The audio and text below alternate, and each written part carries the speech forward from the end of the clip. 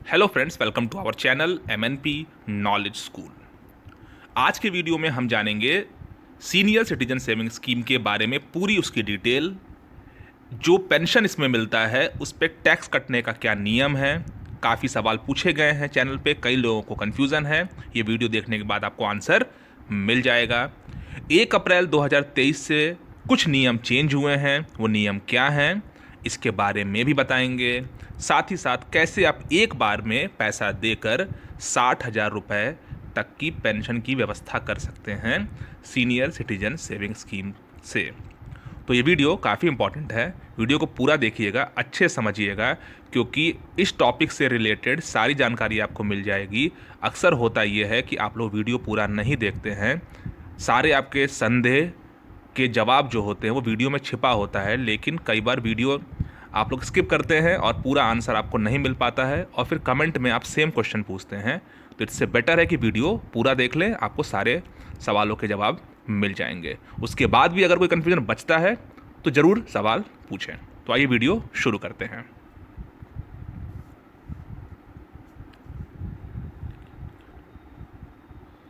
Video शुरू करने से पहले अगर अभी तक आपने हमारे चैनल को सब्सक्राइब नहीं किया, सब्सक्राइब जरूर कर लें और नोटिफिकेशन के बेल आइकन को प्रेस करना बिल्कुल ना भूलें, जब भी चैनल में नया वीडियो आए उसकी जानकारी आप सभी को सबसे पहले मिल जाए।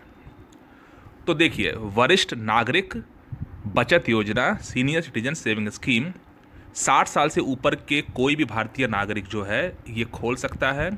अगर 55 साल से लेकर 60 साल के बीच में उसकी उम्र है और उसने वीआरएस लिया है तो भी उस कंडीशन में भी वो खोल सकता है। और अगर कोई डिफेंस एम्प्लॉई है, अगर वो 50 से 60 के बीच में है तो भी वो सीनियर सिटीजन स्कीम में पैसा इन्वेस्ट कर सकता है। ठीक है, इस अकाउंट को आप इंडिविजुअल तरीके से खोल सकते हैं और साथ में अपने स्पाउस के साथ भी ओपन कर सकते हैं। तो एक चीज़ तो क्लियर हो गया कि नॉर्मली 60 साल से ऊपर के लोग इस अकाउंट में पैसा इन्वेस्ट कर सकते हैं। डिपॉजिट मिनिमम 1,000 रुपये होता है और 1,000 के ही मल्टीपल यानी गुणक से लेके 15 लाख तक आप मैक्सिमम इसमें इन्वेस्ट कर सकते हैं।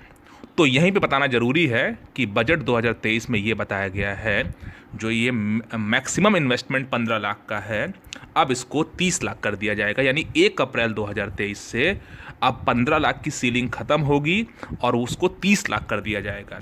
यानी अब तक एक 60 साल से ऊपर का व्यक्ति 15 लाख से ऊपर पैसा सीनियर सिटीजन स्कीम में नहीं इन्वेस्ट कर सकता था, लेकिन अब कर सकता है। अब मैक्सिमम लिमिट 30 लाख की हो गई है।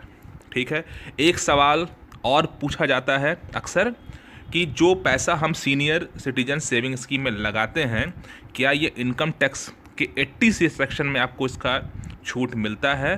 तो जी हाँ, 1.5 लाख रुपए तक का आप रिबेट ले भी सकते हैं, यानी कि आपको इनकम टैक्स में छूट भी मिलता है अगर आपने सीनियर सिटीजन सेविंग स्कीम में इन्वेस्ट किया है। ब्याज कैसे मिलता है? ब्याज क्वार्टरली बेसिस पे, ब्याज का मतलब इंटरेस्ट जो है वो क्वार्टरली बेसिस यानी हर 3 महीने पे मिलता है। 31 मार्च, 30 जून, 30 सितंबर और 31 दिसंबर ये डेट्स होते हैं जिस दिन जो इंटरेस्ट होता है वो आपके अकाउंट में आता है। ठीक है, और अगर एक सवाल और आता है, अक्सर पूछा गया कमेंट सेक्शन में कई बार, कि जो इंटरेस्ट मिलता है उस पर टैक्स कटने का क्या नियम है?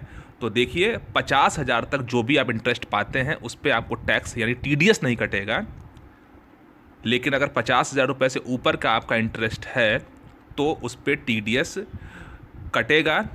पोस्ट ऑफिस से आपने ओपन कराया है तो पोस्ट ऑफिस या बैंक जिससे भी ओपन आपने कराया है वो टीडीएस काट के ही फिर देगी।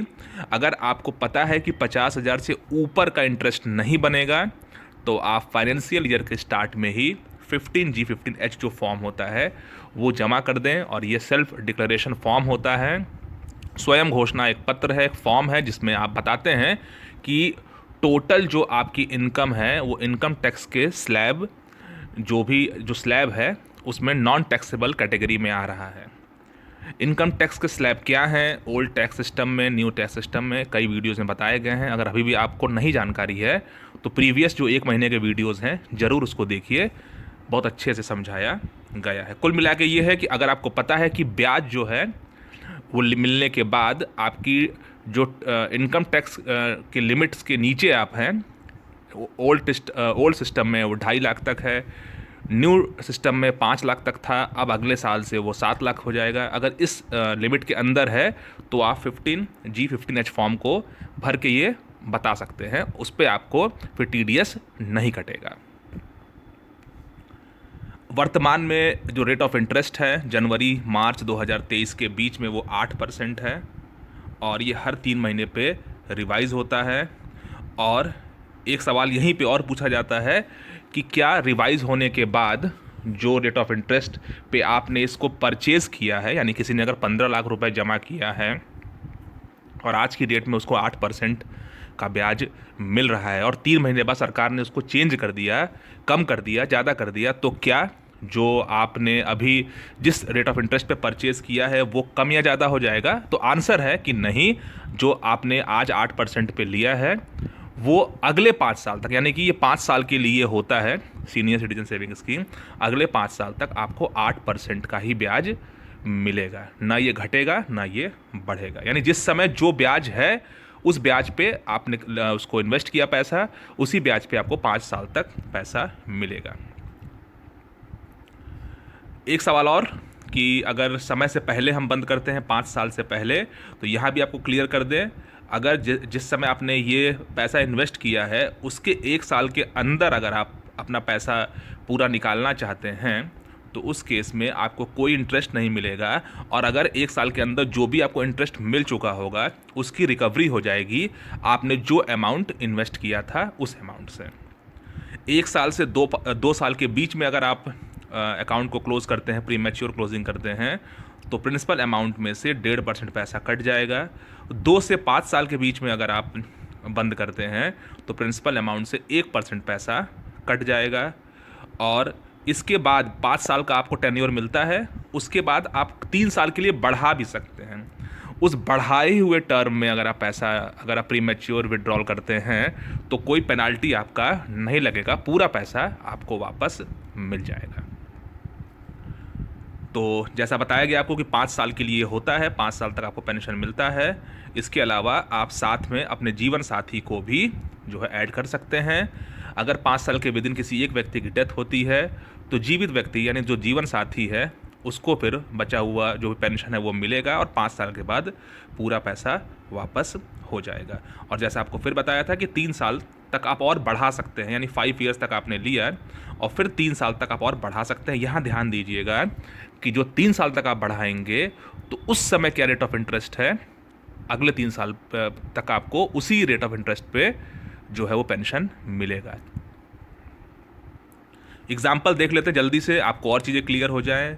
कोई व्यक्ति अगर 15 लाख रुपए इसमें लमसम सिंगल अमाउंट जमा करता है, आज की डेट में 8% का इसमें एनुअल इंटरेस्ट है और 5 साल का टर्म मिलता है, तो उसको क्वार्टरली इंटरेस्ट 30,000 रुपये जो है, यानी हर 3 महीने पे 30,000 रुपये मिलेगा। 5 साल में टोटल 6 लाख इंटरेस्ट मिलेगा। 3 महीने में अगर 30,000 है तो 1 साल में 1,20,000 होगा और 5 साल में 6 लाख होगा। तो टोटल उसने 15 लाख रुपए जमा किया और 6 लाख रुपए इंटरेस्ट पाया, यानी कि 21 लाख रुपीज़ टोटल उसको जो है जो उसका अमाउंट बनेगा डिपॉजिट प्लस इंटरेस्ट मिला के। और 5 साल तक ये मिला आपको 30,000 रुपये क्वार्टरली ब्याज और 15 लाख रुपए फिर 5 साल के बाद वापस हो गया।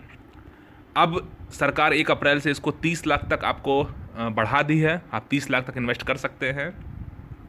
8% का ब्याज है, इसमें फिर आपको 60,000 रुपये क्वार्टरली जो है वो इंटरेस्ट मिलेगा और 5 साल में टोटल 12 लाख इंटरेस्ट मिलेगा और टोटल अमाउंट डिपॉजिट और इंटरेस्ट मिला के आपका 42 लाख का होगा। यानी कि एक अच्छा ऑप्शन सरकार ने दिया।